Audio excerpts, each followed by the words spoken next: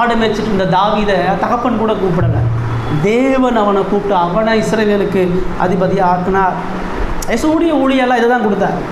யாரை போய் அழைச்சார்? எந்த பரிசேயனையும் என் கூட ஊழியத்துக்கு வான்னு அழைக்கலை. எந்த வேத பாரகனும் என் கூட வான்னு சொல்லலை. உனக்கு நல்ல வேத அறிவு இருக்குது, நீ நல்லா வேதத்தை பிரசங்கம் பண்ணுற, நீ ஆசாரியனாக இருக்கிற, நீ இந்த தேவாலயத்தில் பெரிய ஊழியக்காரனாக இருக்க, என்கிட்ட வான்னு கூப்பிடலை. யாரை போய் கூப்பிட்டார்? படிப்பறிவு இல்லாத மீனவனை போய் கூப்பிட்டார். ஞானமற்ற ஆயக்காரனை போய் கூப்பிட்டார்.